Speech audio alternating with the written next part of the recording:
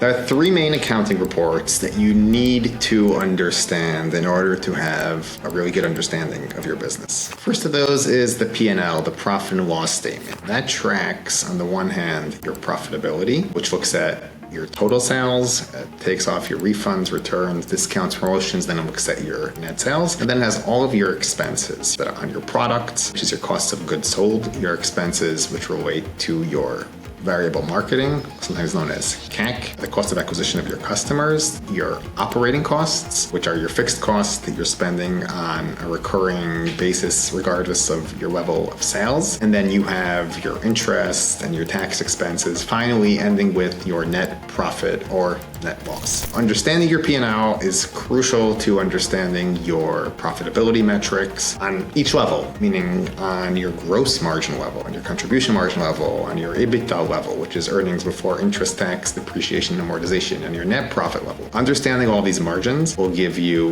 really good understanding to where you are compared to others and where you need to fix various line items if necessary. The second of the major accounting statements is the balance sheet. So the balance sheet looks at your company's health. Two companies can have the same P&L but have very different balance sheets. It looks at three main components. One of them being assets, which is what your company owns. The second being liabilities, which is what your company owes. And third being equity, which is your assets less your liabilities. And this is really important for understanding your working capital, your debt, your growth options. For third parties looking into your company, a lot of times they'll be spending a lot of time on your balance sheet to make sure that your company has healthy debt to equity ratio, etc. Last but definitely not least is a cash flow statement. The cash flow statement tracks cash coming in and out of your company in a direct or indirect way.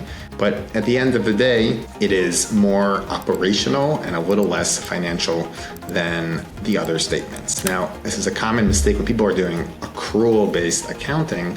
The P&L can look really good and you could be profitable, but your cash flow statement might show that you don't have any cash in your bank account. And vice versa, you could be in a loss position on your P&L, but you do have money in your cash flow statement. And that's just because the cash flow statement actually tracks the flow of cash in and out of your company, while the P&L, if it's based on accrual accounting, tracks accounting methodology. So you might have a certain difference between your P&L and between your cash flow statement. But those are the three main accounting statements, and you should really be reviewing them on a constant basis in order to understand your business and how you can optimize and grow it accordingly.